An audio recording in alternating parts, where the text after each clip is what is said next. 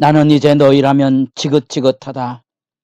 너희 종교학자들아, 바리새인들아, 사기꾼들아, 너희는 도무지 구제불능이구나.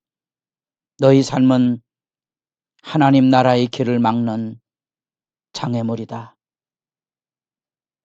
새벽을 깨우는 거룩한 기도자 여러분, 주님의 말씀 앞에 엎드려져 그 말씀으로 주님 앞에 나아가는 기도의 무릎이 늘 진실하기를 바랍니다. 오늘 우리가 읽어갈 말씀은 마태복음 13장 13절에서 28절까지의 말씀으로서 마태복음의 주님의 예수 그리스도의 사역의 정점,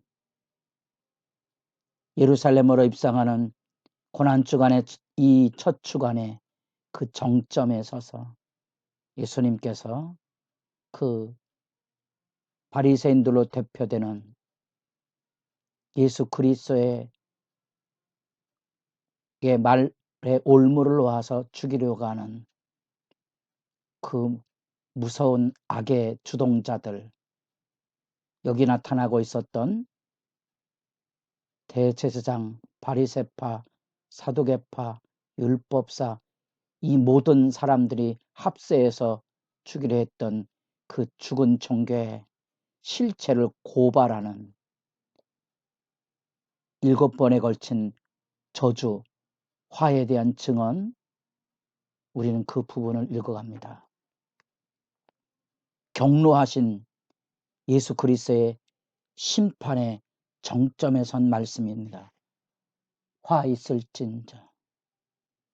끝내 돌이키지 않는 악의 실체들을 이제 그 안에 있는 죄악을 그대로 까발려서 고발하고 저주하는 내용이고, 구약의 선지자들이 그들의 죄악과 더불어 나라의 멸망을 온몸으로 그 핍박과 조롱 가운데 그 때로는 구타를 당하고 투옥을 당하고 멍에를 매하고 살해를 당하고 돌로침을 당하였던 여정 안에 화 있어라. 그 슬픈 운명, 자신의 고통의 문제가 아니라 그 선지자들의 피 흘림, 조롱받음, 멸시받음에 대하여 하나님의 심판이 도래할 현실을 바라보며 울부짖었던 그 구절이, 절망의 구절이 여기 나타나고 있는 화라는 말에 담겨져 있는 의미입니다.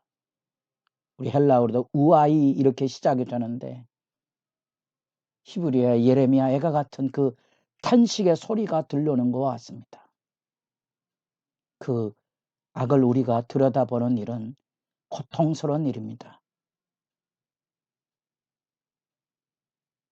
부자는 천국에 가기 어렵다는 말은 아무리 말을 해봐야 자기가 부자라고 생각하지 않는 한 그 말씀이 별 의미가 없는 거지요.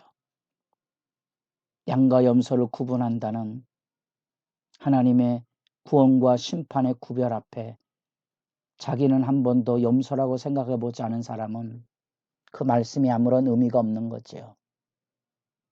회개하라 천국이 가까웠니라는 예수 복음은 안 믿는 사람들에게 들려주는 얘기지, 나같이 교회 열심히 다니는 사람들에게는 더 이상 의미가 없는 말로 들려진다면 회개는 더 이상 우리에게 들려지는 이야기는 아니라는 사실입니다.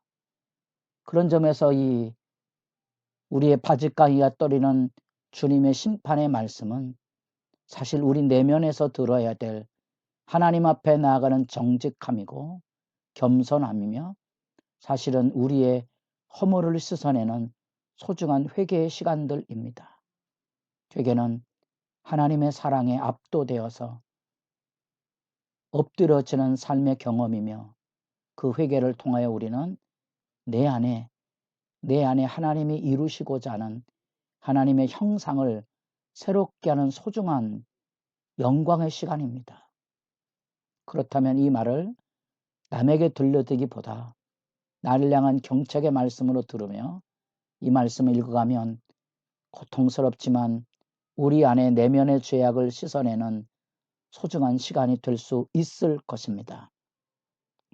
예수님 외치는 핵심적인 심판의 선언은 바로 외식이라는 말, 거짓 신앙에 대한 얘기며 눈먼 인도자, 맹인에 대한 얘기인데 그것은 진리를 알지 못하는 거지. 아니, 진리를 알아도 믿고 따르지 않는 거지요. 그래서 예수에게로 가는 길을 내가 바르게 인도하지 못하고 빛을 비추지 못하고 있는 그 현실을, 이 답답함을 맹인이라는 말로 세 차례에 걸쳐서 세 번째 화에는 드러내주고 있습니다. 그래서 이 맹인이라는 말이 나올 때 이 세 번째 화가 가장 긴 내용이고 마지막 정점의 일곱 번째 화에 긴 이야기가 나옵니다. 그 안에 담겨져 있는 화는 짝을 이룬다면 둘씩 이룰 수 있는 그런 짝을 우리가 만나보게 되는데 바로 첫 번째, 두 번째 화의 실제가 바로 천국의 바른 길을 인도하지 못하고 회방꾼이 되고 지옥 자식 만든다는 악영향의 문제를 다루고 있습니다. 부흥의 세대를 경험했던 우리 세대는 부흥을 위하여 일하기보다 교회 안의 분쟁과 다툼으로 그의 몰락을 초래한 죄가를 하나님 앞에 면하기는 어렵다는 생각입니다. 여러분 어떻게 생각하시는지.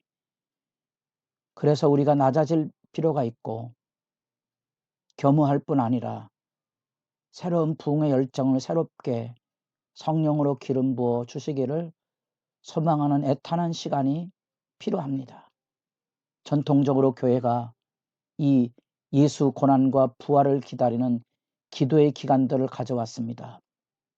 엎드려서 말씀을 읽어가고 특별히 복음서를 읽어가고 무릎으로 기도하던 이 아름다운 전통은 이제 다 축소되었고 심지어 고난 주간에도 기도하지 못하는 교회 재직들이 만연한 현실 앞에 우리가 마주쳐 서 있습니다.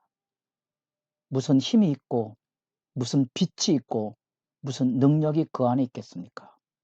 오히려 우리는 지금 우리의 신앙의 쇠락으로 하나님의 복음을 가리고 있을 뿐 아니라 믿는 자들이 나를 딛고 천국으로 가는 희생과 헌신과 디딤돌의 역할을 감수하지 못하는 엉겅퀴가가 되고 걸림돌이 되는 아픈 이야기를 우리는 이 말씀 안에서 만나보게 됩니다. 세 번째, 네 번째 이 화의 근본에는 거짓 신앙의 모습입니다. 신앙을 속이고 있는 거지요. 그 신앙을 속이는 그 두 주제가 바로 이 탐욕의 맹세입니다. 예수님은 이 맹세로 자기 진실을 말하지 말라고 말합니다. 예와 아니오를 구분하라. 때로는 억울할 수 있지만 뒤집어 쓸 줄도 알고 맹세의 진실을 지키는 일이 중요하지 성전을 통하여 맹세를 한다거나 탐욕에 차서 성전의 금으로 맹세한다거나 이런 것들이 바로 탐심이 부풀어 오르고 있는 모습의 실제들이죠. 무분별한 수단을 동원해서 맹세를 하는 이유는 뭡니까? 거짓 신앙이지요. 자기 의를 드러내고 하는 거짓 신앙이고요. 하나님 앞에 11조는 받은 은혜에 대한 감사고 모든 것이 주께로 왔다는 신앙 고백인데 이거를 종교적으로 자랑하기 위해서 그들은 뭘 드렸는 거니? 박하와 회양과 근체의 11조를 드리는 것을 자랑스럽게 여겼고 이것이 하나님 앞에 자기들의 위대한 헌신의 증표로 자랑하면서 우리는 이런 것까지 11조를 드리고 있다는 종교 기만에 스스로도 남에게도 과시하고 있는 모습들을 보게 되는 거죠. 이 박하와 해양 근처는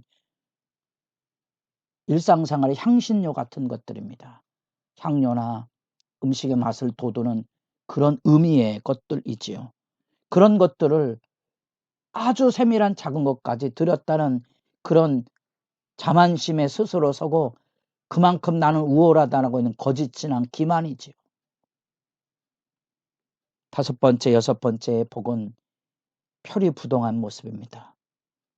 겉은 깨끗한 것처럼 보이지만 속은 부패한 탐욕과 방탕으로 가득 찬, 그래서 예수님께서 15장에서 정결규례에 대한 이야기를 드러내실 때 더러운 것은 입으로 들어가는 게 아니고 입에서 나오는 것이라 하셨던 그 안을 깨끗하게 해야 된다는 그 사실이지요.